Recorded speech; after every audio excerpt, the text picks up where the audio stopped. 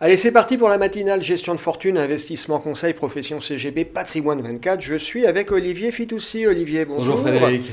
Olivier, vous êtes le directeur commercial d'Apicil AM. Absolument. On est ensemble aujourd'hui pour parler, vous êtes en train de remettre à plat votre stratégie obligataire. Il y a certains fonds obligataires chez vous que vous êtes en train d'épouster, on a l'impression. Complètement. Depuis un an et demi, on a complètement modifié notre gamme de fonds obligataires. Pourquoi ? Parce que vous sentez que les taux vont remonter, c'est ça ? Non, parce qu'en fait, ces fonds-là, ils étaient très benchmarkés. Ouais. Ils étaient sur du 5-7, à rendement assez négatif finalement. Bah oui. Et on a décidé de faire des choses beaucoup plus évidemment positives, avec des rendements positifs et absolute return. Et donc, on a transformé ces fonds-là en fonds absolute return. Concrètement, ça veut dire quoi ? Ça veut dire qu'on a concrètement, réduit la sensibilité, c'est ça ? Concrètement, on va utiliser plusieurs moteurs de performance, Ouais. du crédit high yield, du crédit investment grade, de la duration qui bouge énormément, bouge. de l'inflation, histoire d'avoir une performance de 3 à 4%. D'accord. Et c'était, du coup, ça tombe bien avec ces taux américains, les taux longs américains qui sont en train de remonter. On se dit que vous avez eu le nez creux d'anticiper un peu ce mouvement. En fait, ce qu'on a vu sur les marchés, c'est plus de volatilité, une angoisse effectivement sur les taux d'intérêt long terme, et donc la volonté d'être hyper flexible et de se dire, on peut aller sur de la duration très très faible, voire négative. D'accord. L'accueil des partenaires. L'accueil a été très positif. L'année dernière, on a repositionné le fonds à peu près en mai. La performance a été au rendez-vous, 4,5%. Et puis depuis le début de l'année, on est légèrement positif. Alors légèrement positif, vous allez me dire, c'est pas énorme depuis le début de l'année. Mais en fait, dans un contexte de hausse des taux, on est dans le premier tiers. C'est bien de garder la tête hors de l'eau quand les taux sont en train de remonter. Hein. On le rappelle, quand les taux montent, la valeur du papier, mécaniquement et de façon symétrique, baisse. Exactement. Et puis une autre actualité chez Apicil, un fonds à échéance. Exactement. Stratégie au rendement 2025. Échéance 2025. Ouais. Et pour le coup, là, c'est 100% high yield. Donc on va investir sur du crédit high yield, majoritairement européen, et on va le faire de manière assez spécifique. Parce que, mais alors quand même, high yield qui dit haut rendement dit aussi haut risque, c'est-à-dire qu'on va avoir une meilleure rémunération parce qu'on va sur du papier qui éventuellement peut se retrouver en défaut. Concrètement, vous avez raison, mais si on ne le fait pas, on va sur de l'investment grade, et l'investment grade, c'est 0. Or, du côté high yield, c'est 3,5%. Autant aller effectivement sur du high yield, mais on le fait avec attention. De contrôler l'aide. Vous êtes sur quel type de papier, par exemple ? Quelle signature ? Signature BB-, alors ça va peut-être pas parler, mais globalement, c'est du high yield assez confortable. C'est le haut du high yield. C'est le haut du high yield, exactement, qui va nous donner un portefeuille qui fait entre 3 et 4% de coupons. L'année dernière, le fonds a fait 6,5% avec un lancement en juin. Et il est ouvert jusqu'en juin de cette année 2021. Quel type de papier on a en portefeuille ? Alors, le type de papier qu'on a, c'est 2 tiers, on va dire, très défensif, très Covid-proof. On va retourner de l'Internet, de la tech, etc. Et puis 1 tiers, beaucoup plus agressif, beaucoup plus cyclique, comme Ryanair, comme l'automobile aussi, avec Renault. On va même trouver de l'immobilier avec Nexity. D'accord. Vous me disiez tout à l'heure, c'est un fonds buy and hold avec un peu de maintenance, c'est ça ? Alors en fait, nous, on l'a même pas appelé buy and hold. Buy and hold, ça fait... Buy and hold, je rappelle, c'est j'achète du papier des côtés, il reste 4-5 ans à vivre avant qu'il soit remboursé, je le mets en portefeuille, je ne touche à rien, et puis comme il a été décoté, si tout se passe bien, au bout de 4-5 ans, il est remboursé au pair et j'ai gagné. Exactement. Le problème, c'est si ça se passe bien. Or, on est sur une classe d'actifs qui, évidemment, est risquée, le high yield. Et donc, nous, on a inventé le buy and watch. Le buy and watch, c'est quoi ? C'est effectivement le fait de construire son portefeuille et ensuite de le surveiller, comme le lait sur le feu, sur la durée des 5 ans. Et ça veut dire quoi ? Ça veut dire qu'effectivement, on va pouvoir investir sur des maturités qui sont un peu plus longues, un peu plus courtes, voire même faire de l'arbitrage. D'accord. Ça donne quand même l'impression que chez Apicil AM, il y a beaucoup d'innovations produites en ce moment. Ça bouge. En fait, il y a toujours eu de la matière grise chez Apicil AM, c'est vrai. On a des experts, et oui, vous avez raison, ça bouge énormément depuis 1 an et demi. Et on peut le... C'est quoi les ambitions ? C'est quoi la feuille de route de la maison sur les 5 ans qui viennent ? En fait, on peut le coupler effectivement au fait que depuis 1 an et demi, Rochebrune a été acheté par Apicil AM. On a remis à plat cette gestion obligataire, on a remis à plat la gestion sous mandat. Bref, il y a un nouvel élan. C'était une belle endormie qui était très tournée vers l'interne. Et maintenant, on se tourne vers l'externe, vers les conseillers en gestion de patrimoine, vers les institutionnels. Comment ça fonctionne avec les CGP ? Ça fonctionne très bien. On travaille beaucoup avec Intential, qui est évidemment la plateforme dédiée au CGPI du groupe Apicil. Et on a un très bon accueil sur les 2 fonds dont je vous ai parlé, par exemple, qui sont de vraies alternatives aux fonds en euros. Bon, on n'a parlé que obligataire, d'autres choses dans le tuyau chez Apicil AM sur les mois qui viennent. On est évidemment sur l'investissement socialement responsable, mais c'est un peu comme tout le monde. Un peu comme tout le monde, mais on se met en ordre de marche. Et puis, on relance notre gestion action typée de conviction avec Rochebrune. D'accord, c'est vrai que Rochebrune, c'est une boutique, ce qu'on appelle en France une boutique, c'est-à-dire des gens qui effectivement ont plutôt tendance à évoluer hors des benchmarks, de la gestion de conviction. Complètement. Et donc vous tenez à garder cet ADN. C'est exactement ça. La marque Rochebrune, les fonds Rochebrune sont restés. Et ça, on aime beaucoup parce que l'identité, l'ADN de Rochebrune est restée au sein d'Apicil AM. Bon, c'est très clair. Olivier Fitoussi, merci d'avoir été avec nous. Merci Frédéric. À bientôt.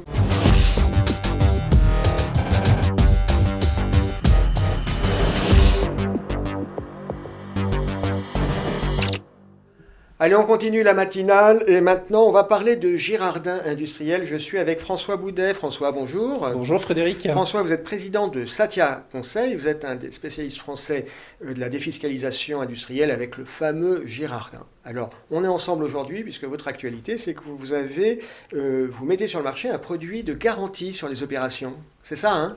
Tout à fait. Un produit qui s'appelle le GPD 100. GPD 100, qui veut dire garantie à première demande de remboursement à 100%. Donc remboursement de quoi? En l'occurrence, puisqu'on est sur le sujet fiscal, d'un sinistre fiscal. Un sinistre fiscal, ça veut dire quoi? Le matériel tombe en panne Alors un sinistre fiscal, on en parlera peut-être un peu plus tard. Il peut y avoir plein de raisons à l'origine d'un sinistre fiscal. C'est un redressement fiscal, appelons un chat un chat.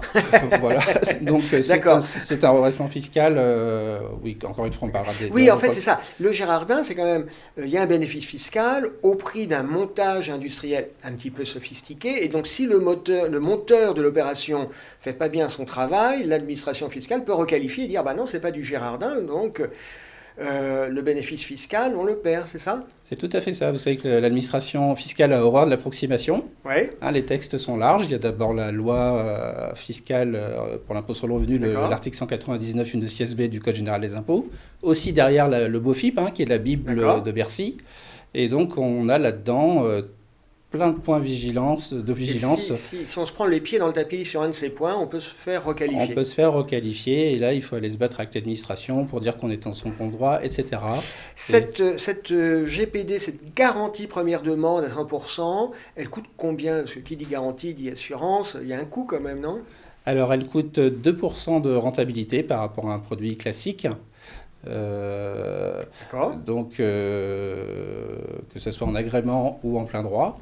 Et elle se paye dès le début, donc sur la souscription. Vous parliez tout à l'heure, François, d'un accident pas industriel mais fiscal.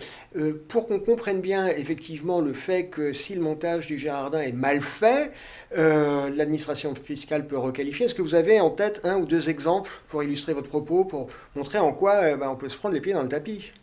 Alors oui, merci de poser la question. Vous en avez un très récent. Chez un confrère, c'est ça? Non, qui a touché un peu tout le monde, puisque en la fin du deuxième semestre 2018, il y a eu un rapporteur du Conseil d'État qui a sorti un rapport sur un point de détail, comme on dit souvent, l'erreur est dans le détail, de la loi de finances qui remontait à 2009, vous voyez, qui était assez mal appliquée par les monteurs. Et aussi par les services d'instruction au niveau des administrations. On nous demande de produire pour chaque dossier les récépissés de dépôt de compte au greffe. D'accord. Et si on n'a pas le récépissé de dépôt de compte, alors... Voilà, et c'est là que je dis l'erreur est dans le détail. Ce seul motif peut motiver un redressement fiscal. Vous voyez, comme quoi l'administration va chercher loin. D'autant plus que là, on est de penser que c'est l'administration elle-même qui n'a pas bien fait son travail en élaborant le texte et qu'après coup, elle vient nous dire fallait bien lire le petit détail. Alors au début, on a eu un peu le discours que si les liasses étaient déposées en temps et en heure déjà au niveau de l'administration, c'était OK. Et puis après, donc, ce rapport qui a produit ses effets en termes de contrôle début 2018, mais quand je dis contrôle, c'est massif chez beaucoup d'opérateurs, pas seulement chez Satia Conseil, mais chez la plupart de nos confrères, y compris les gros, puisqu'on a pas mal échangé là-dessus entre nous. Donc elle saisit la balle au bon pour contrôler tous les dossiers et est-ce que cette obligation était respectée. Ce produit d'assurance, c'est un produit d'assurance. Pourquoi le lancer aujourd'hui? Est-ce que les gens sont devenus plus frileux qu'avant? Qu'est-ce qui explique Alors nous, sur nos partenaires actuels, ils n'étaient pas demandeurs, puisque on n'a pas eu les sinistres, parce qu'on a été concerné par ce contrôle-là massif, comme tout le monde. On a eu des propositions de redressement, pour être honnête. Aujourd'hui, au jour d'aujourd'hui... Là, il faut batailler, il faut négocier, il faut défendre ses intérêts. On a eu gain de cause dans quasi 100% des cas. Les derniers sont en cours de se régler. D'accord. Là maintenant, donc, les anciens, comme je vous disais, nous font confiance parce qu'on a su gérer ces contentieux.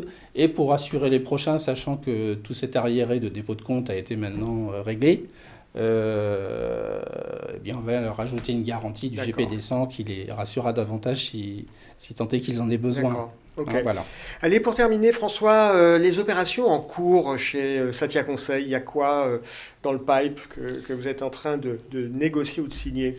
Alors nous, on a une culture historique, ça fait 14 ans qu'on existe, toujours assez orientée sur l'agrément fiscal, c'est-à-dire les dossiers supérieurs à 250, 300 000 euros, voilà. Donc là, on a 2 beaux dossiers en cours, un sur l'île de la Réunion, pour lequel on a déjà réalisé la tranche 1 en 2020. Et donc cette année, on a la tranche 2 qui arrive.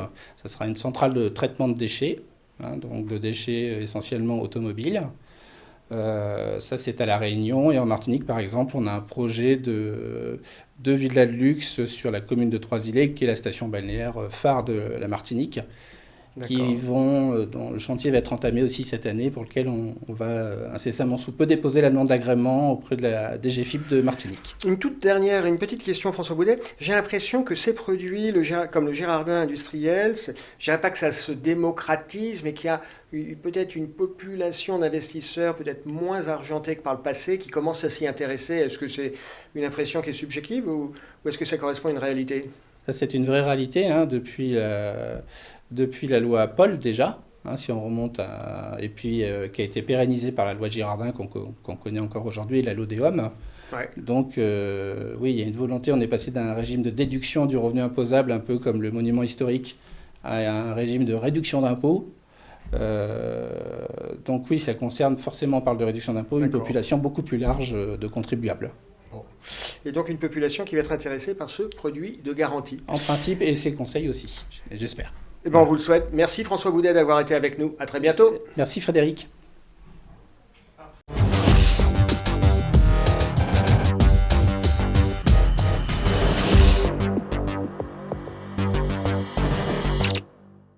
Allez, on continue la matinale. Je suis maintenant avec Loïc Guinchard. Loïc, bonjour. Bonjour Frédéric. Loïc, vous êtes le directeur commercial de Build Invest. Vous fêtez vos 50 ans. Enfin, pas vous, la maison, on y reviendra tout à l'heure. Mais on va faire un peu le point sur votre actualité. Il y a plusieurs opérations à monuments historiques qui sont en cours chez vous en ce moment. Tout à fait. Bon, on a la chance d'avoir gagné des concours ou gagné des achats de monuments historiques. Il y a quoi dans le pipe? Faites-nous rêver. Dans le pipe, il y a un très bel immeuble, un ancien collège, une ancienne école de cavalerie, qui est à Caen, en hypercentre et tout.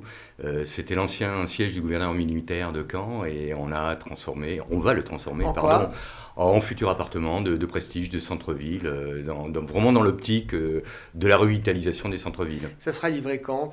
Ça sera livré dans 1 an et demi. D'accord. La commercialisation a été très très très rapide en ce début d'année. Combien de lots sur une opération comme sur la ville de Caen? Alors, Caen a 36 lots, j'étais en train de réfléchir. Ouais.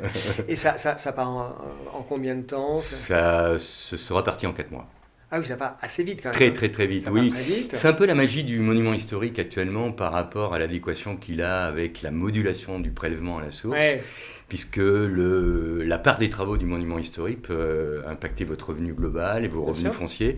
Donc la profession, les CGPI sont très adeptes du monument historique par rapport au fait qu'aujourd'hui, le prélèvement à la source est bien digéré. Quoi d'autre? Faites-nous rêver, quoi d'autre dans les tuyaux chez Build Invest? Alors, un très beau monument historique, un hôtel particulier du 17e à Châtellerault. Châtellerault, où on a l'an passé, on avait déjà livré tout un îlot de ville en bord de Vienne, devant le pont Napoléon Ier. Et là, on vient d'acquérir auprès de la mairie de Châtellerault un joli petit hôtel particulier dans lequel il y aura 14 appartements. D'accord. Toujours dans le même principe. Build Invest, c'est du monument historique, on vient d'en parler, mais pas uniquement, vous faites de Normandie aussi. On fait du Normandie quand la ville est éligible. Ouais. Donc la démarche de Build Invest, c'est déjà d'aller vers des villes où il y a des périmètres Malraux. Et notre chance fait qu'on est éligible de Normandie à Senlis, à Châtellerault et à Limoges. Donc la profession est en train de s'approprier petit à petit la nouvelle défiscalisation entre guillemets de Normandie qui est tout à fait parallèle au Pinel. Et là, par exemple, à Senlis, on est sur quelle opération ?